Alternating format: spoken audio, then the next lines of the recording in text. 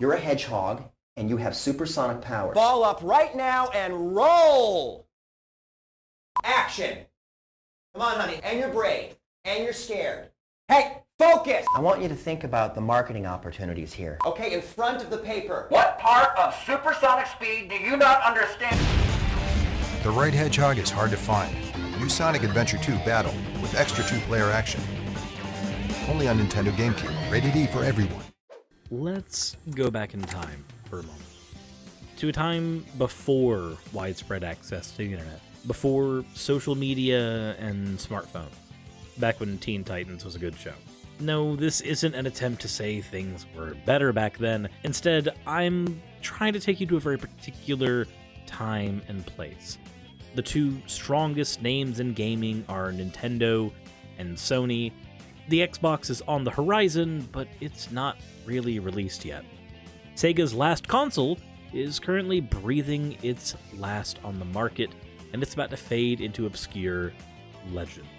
You know that Sonic is supposed to be this bitter rival of Mario, and seeing as you've had mostly Nintendo consoles up to this point, that's supposed to mean something to you. The current battle is between the GameCube, PS2, and Sega Dreamcast, what we'd call the console wars. And unlike the PS2, you don't really know anyone with a Dreamcast. And the most you've been able to play is the odd level of Sonic 2 on a friend's Genesis, maybe. I mean, you love the game, sure, it's great, but you could never really get another console, aside from the Nintendo ones you already had, and, well, the Genesis was a generation or two outdated by this time anyway. That's okay, though. You had Mario, Zelda, and plenty of other adventures you could go on in the realm of gaming. And then something strange happens. You're at the store with your parents, and they begin shopping. You go to the electronics section to window shop a little bit for yourself. I mean, you don't really have money, you're a kid, but that's never really stopped you from wanting to just walk around and take a look at whatever new games came out. That's when you see something strange. Sonic Adventure 2. But here's the weird part. It's not in the Dreamcast section. This is on the GameCube. You tell yourself that can't be right. There's no reason that Sonic would be on a system other than the Genesis. I mean, you've never seen Mario on a PlayStation. Sonic meant Sega, and Sega made consoles, or at least they did. So Sonic games just appeared on Sega console. That was the way things worked. Your parents come to pick you up from that section, and you tell them that a Sonic game has just come out for the GameCube, and while your parents don't really understand the significance of that, they do have a little bit of extra money, so you convince them to let you pick up a copy of the game, in exchange for doing some more chores that week or something. You don't understand the gravity of this moment, and yet, as you go home, you run to your room and you open up your GameCube, pull out your copy of Luigi's Mansion, and swap it out with a fresh new copy of Sonic Adventure 2 Battle. What comes next is something that will eventually define your childhood. It'll begin a lifelong obsession for you, a dive into deep lore of a character that you have no idea about, that has no reason to have this much story written about them, but most importantly, this moment is something that will never happen again. As your GameCube boots up, you're greeted by this.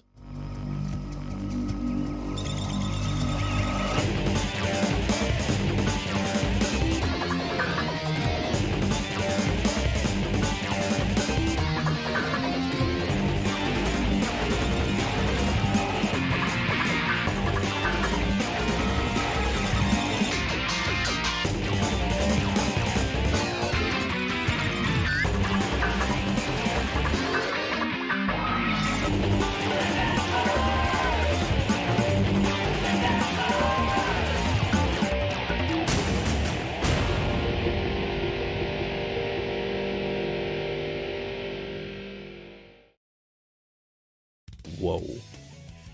Even if you know nothing about Sonic or his world, this game makes an impression.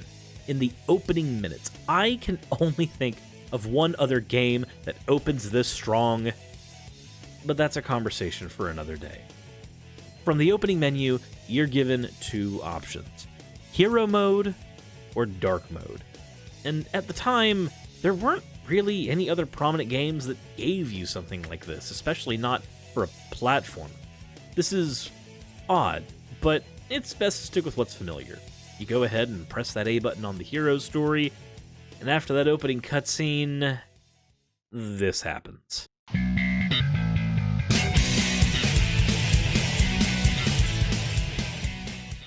It's said that one of Sonic's biggest strengths is his opening levels, and I will die on the hill that no opening level has been anywhere near as strong as City Escape. From the get-go, you're screeching down the streets of San Francisco, destroying cars, trying desperately to make 90-degree turns with your board you salvaged off a helicopter that had just captured you minutes ago, and just as quickly as this moment began, it's over. You're no longer going forward automatically, and you get to control Sonic for yourself. And the controls are sublime. He turns on a dime, he feels intuitive to maneuver, and has all the abilities you vaguely remember from dipping into his games on your friend's Genesis. Think about the first time you played Mario 64, feeling how perfect the controls of the original 2D games were translated into 3D, being able to jump, punch, cartwheel, backflip. Now, imagine that, but fast. Sonic is incredibly speedy, and you feel like you shouldn't be able to control him properly, and yet he handles well enough that you are able to manage it anyways. A lot of that has to do with the brilliant level design, but speaking of that, you finish that level riding a high that few games manage to impress you after you just ran away from a giant truck that has screeched at you and tried to run you over. But wait, you're not in another level now. This is strange. You're in a lobby. You've been given no warning. Is this a hub world? What is this place? You enter a doorway in front of you, and you're greeted to this. Eggs. Confusing as it is, you don't know what these things do, so you throw them, or you rock them, if you're not a monster. And you discover your first Chao. You notice that all the items you've collected in the level are now floating around in this garden. You decide to give this little creature some of those items, and its stats go up. Well, you now know what the purpose of these little things are. You are going to take a solemn vow from this point forward to be the best that no one ever was. You are going to become a Chao Master. Well, not really. That's not really the goal here. Anyway, you have a friend come over, and they decide to check out the game, and they see that you're raising Chao, and you both realize there's a two-player mode to this. Your friend can go get a copy of the game and raise his own Chao. You guys can race against each other, do karate against each other, and over the next few weeks, you'll find that you and your friend are constantly trying to breed the best Chao possible so that you can create these terrifyingly cute little abominations that may or may not be sent back into the Chao blender whenever they're a different shade of blue than you wanted. But before all of that madness begins, you leave the Chao Garden, you go back to the story. And what a story it is. After your escapades in the Chao Garden, you're introduced to Shadow, a kind of dark reflected mirror of Sonic who's just as fast as you, but he's got the added ability to teleport. The gun forces close in on you, and you are sent to prison of all places. After this, scene shifts somewhere else in the desert, and we get to see Knuckles and newcomer Rouge arguing over the rightful ownership to the Master Emerald. Just as Eggman swoops in to steal it from them both, well, one broken emerald later, and you've landed yourself in the shoes of Knuckles, with a radically different gameplay style than what you just played as Sonic, set in a small but very open section of the previously shown desert. And when you're done with that level, you'll be in the shoes of Tails, breaking Sonic out of prison. This ensures that your playthrough of the game isn't going to get repetitive, even if the strongest gameplay mode is Sonic's. Still, throughout this story, you will be making a mad dash for the Master Emerald pieces and Chaos Emerald, all while running away from the United States military and through haunted sewers and mountain ranges of America, trying to catch the President of the United States after outrunning the police in a mech so that you can get the coordinates to a secret base in the desert so that you can hijack a spaceship, board it, and go to a long-since abandoned space station where artificial versions of a once genocidal water god have been placed in as defense mechanisms on an abandoned ark, and then Sonic fucking dies. You avenge him as Tails get hints of a romance between Knuckles and Rouge, find out that Sonic managed to survive, and have an epic final showdown with Shadow, who's been built up the whole game as your rival, and then it's done. You save the world as Sonic & Co., you watch those credits roll, and after seeing Eggman take the emerald you were just fighting over, he scurries away. You wonder what that's all about, so you go ahead and start that dark story. Right from the get-go, you're infiltrating a military base as Dr. Eggman, releasing Shadow from a 50-year-old bit of cryostasis, starting Rouge's half of the emerald hunting journey, wiping out the United States military, trying to find Eggman's secret base, getting flashbacks to Shadow's past with a mysterious girl named Maria, who you'll find out is Eggman's cousin, and if you read the instruction manual, you'll find she was dying of the in-Sonic Universe version of AIDS, infiltrating the prison Sonic was held on in the previous story, planting explosives to blow up the entire damn thing with everything on it, going on a mad rescue mission as Shadow to save Rouge from being trapped in the military facility that she had just infiltrated to get the Chaos Emeralds, and then you blow up half of the fucking moon. You'll have to fight back Eggman's golem, who you screwed up in Sonic's story, play the best shooting level in the whole game. Holy crap, Cosmic Wall is so good. Why couldn't all the mech stages be like this? Square off with Sonic as Shadow and win, getting the final Chaos Emerald into the Eclipse Cannon so that you can aim it at America and threaten the entire country with destruction. And what are these warning lights?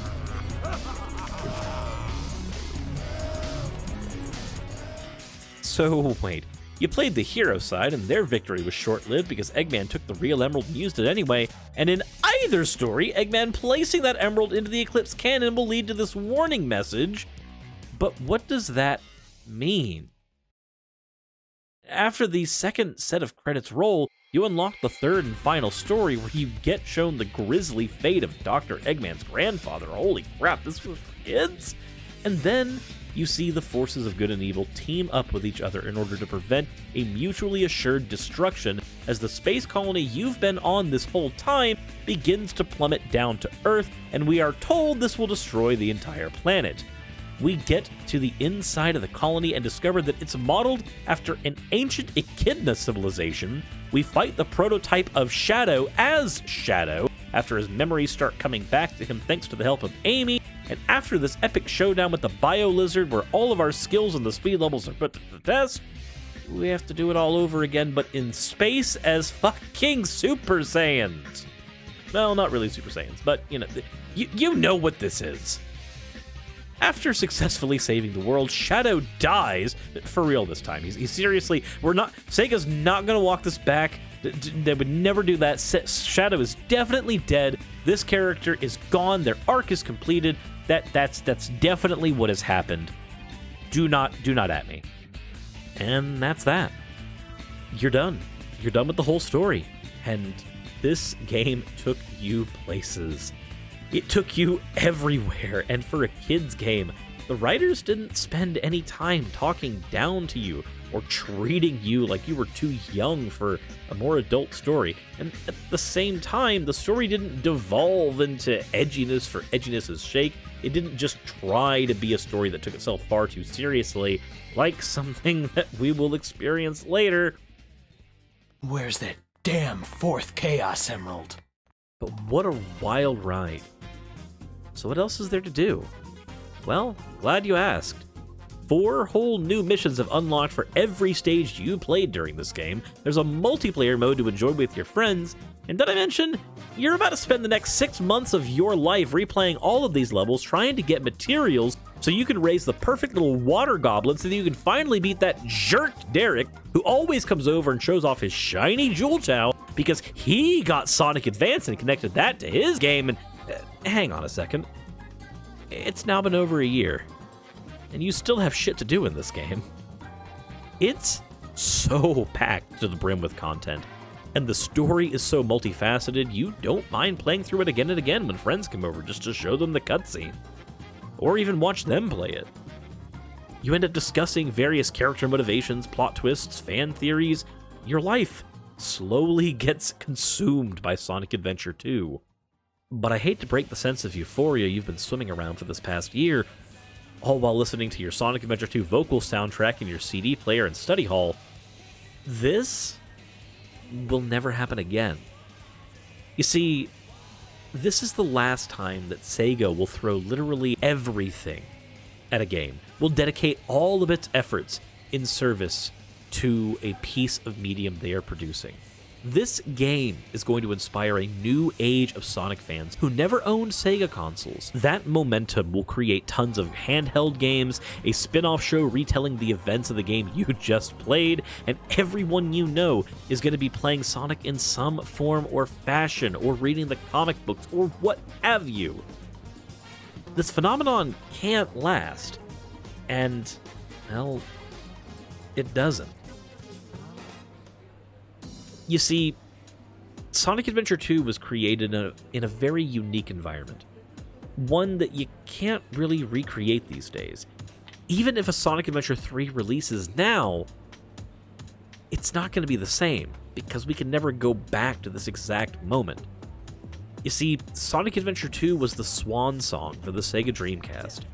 Sega, on the whole, as a console manufacturer, would be out of the race from this point forward. It felt like they threw everything into this game, because that's what they did. This was supposed to be the last Sonic game ever made in order to sell a system, and it shows. There is so much put into this game. This feels like a console seller. And with this being the first game ported to a home console that wasn't a Sega one, it unleashed Sonic into an unsuspecting audience who were not prepared for a game of this quality, and created a gold standard that people still argue to this day hasn't been topped yet.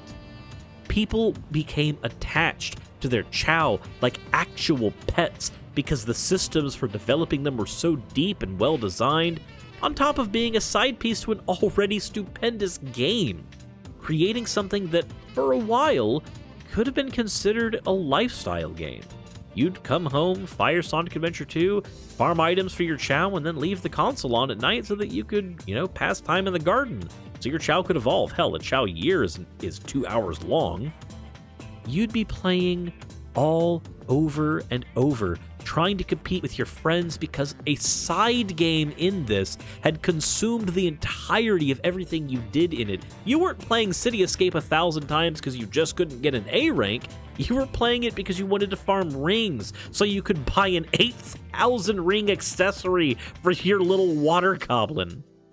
This also created an environment where you would replay the best parts of the main game, burning every quarter of Radical Highway or City Escape or Cosmic Wall into your brain, creating memories that outlive the life of the disc that spawned them. Instead of having to play through levels like Aquatic Mine and Meteor Herd and Mad Space over and over, you were just playing the best parts. And it created this world where, even if Sonic Adventure 2 wasn't already a great game, it felt like a great game.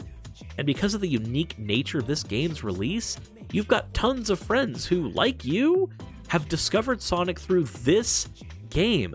Their idea of Sonic is from a game that can completely encapsulate your existence while having an incredibly quotable story that you'll be able to act out at the lunch table, and you will be able to say this stuff word for word, and I guarantee you if I say, "I found you, Faker," you know the exact lines that follow, you nerd. But there's another part to the unique environment of Sonic Adventure 2. It's not just that this was the swan song for a console, so it was just necessary that so much would be thrown into it, and it's not just that this is a game that, as the swan song for a console with so much thrown into it, was released as the first game many children got to experience, so this became their introduction to a series. This became the thing that encapsulated them. This world is also a world where time-killing games don't exist in the same way they do now. You see, smartphones aren't a thing yet. MMORPGs are still in their infancy. MOBAs don't exist yet, and Sonic's name hasn't been blighted by several botched releases, he's still new to so many people, and his first outing is so strong, thanks to the need to make something special to celebrate the end of an era for Sega, and here you are in this moment, happy, humming the tunes of City Escape as you eat a peanut butter and jelly sandwich while raising your Jewel Chow in Sonic Advance because fuck you, Derek! And your friends are coming over soon to duke it out in mech battles, because Sonic Adventure 2 has those too, and you're all gonna pop in your memory cards later and compare the Chow you've been raising through the week while you idly sit in the garden listening to the coos and whines of your little gel babies, and you're talking about what's gonna happen next in the story as you read your comic books. You're wondering, did Shadow survive? Will Eggman actually turn to the good side since he had to work together with everyone at the end of SA2? What was the deal behind the ancient city design inside the Space Colony art? And why did Gunn come and kill Maria and everyone on board the space station? No Sonic game before, nor really anyone after, has inspired this much conversation around its story alone, or has had this many systems and ways to engage with it. If you want to see the story of Sonic Adventure 2, it's in comic book form, it's in television show form, it's in the game itself. No game from this point has been placed in such a perfect era in time so as to be the best thing a company can create for the character, and also the first thing to leave an impression on a new audience. As I said, this created a gold standard for new Sonic fans that still hadn't been topped in a lot of people's minds. People will argue about the best and worst Sonic games in terms of gameplay, story, and other measures, but I think my point that I want to argue today is that there's no game in the series that was ever placed so perfectly in time, so as to act like an event. Sonic Adventure 2 Battle was not just a game on the GameCube. It was an event in history. It was a time that kids and people of this particular era will never forget. We will never get this moment back, and it's an experience that can hardly be replicated merely by picking up a copy of the game on Steam today. I hate to argue the point based on a shaky premise like you had to be there, but honestly, that's exactly what you needed to do. You had to exist in an environment during a much simpler time, maybe not a better time, but this was a time where you discovered new game releases via stuff like Nintendo Power, or because your friend told you at a lunch table, where discovery of new systems in a game was possible because YouTube didn't really exist yet, and every nook and cranny of a game's story wasn't published on the internet on every platform known to man a couple of days after its release, where the only reason you even knew how long a Chao year was because you'd picked up the Prima strategy guide, and, well, you couldn't really trust stuff like GameFAQs at the time. Because with your limited dial-up internet, for all you knew, the first guide you would find would be something filled with misinformation about how to duel Professor Oak and Pokemon or some shit.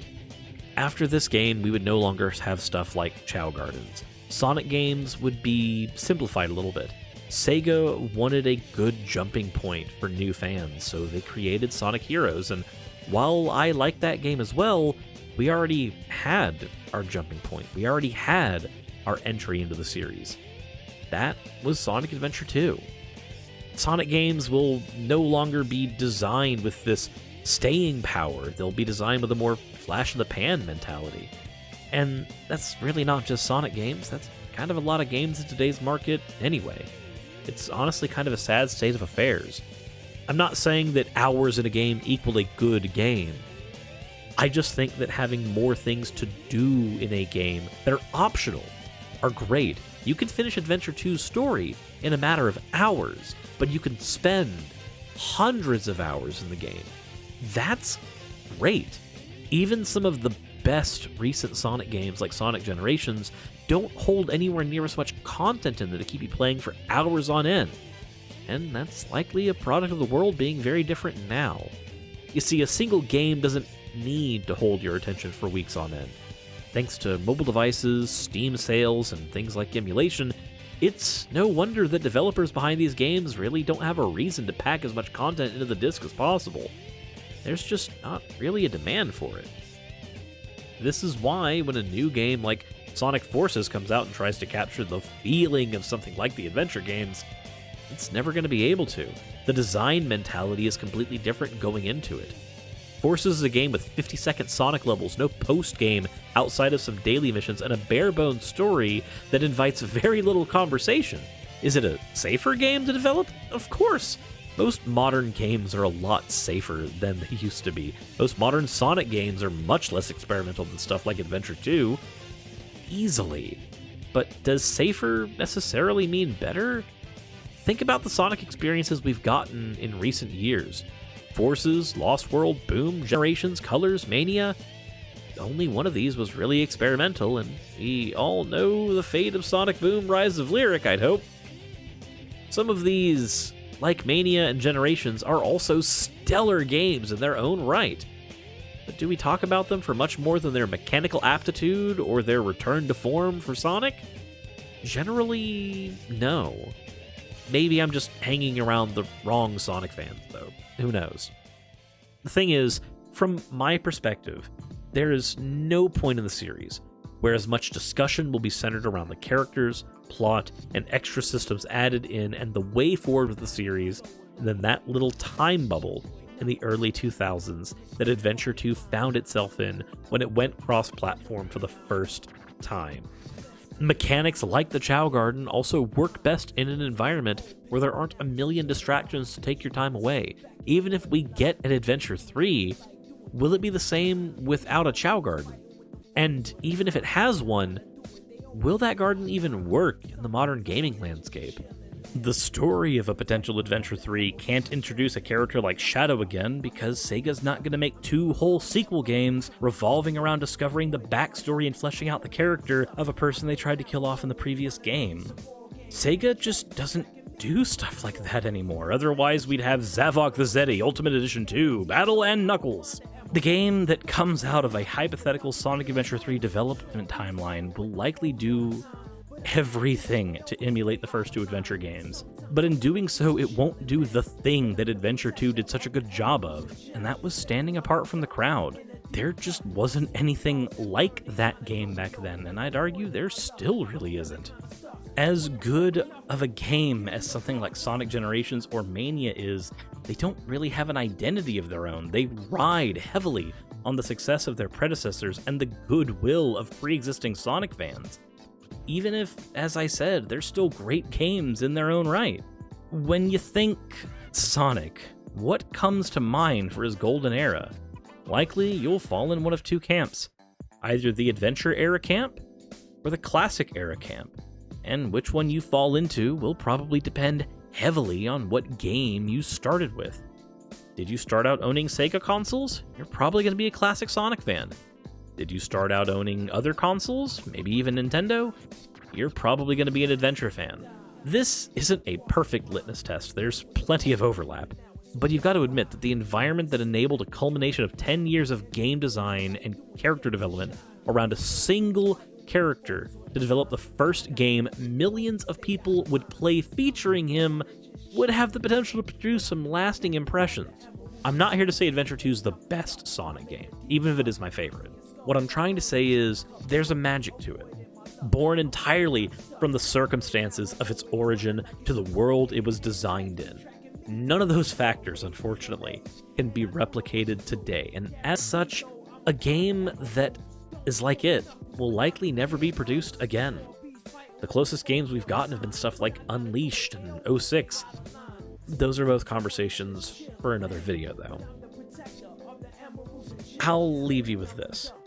I don't know what the best Sonic game is. I don't even know what criteria I would use to determine that. But I do know that Sonic Adventure 2 is more than just a game.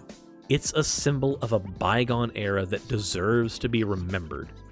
And I know that we will never get an experience like it ever again.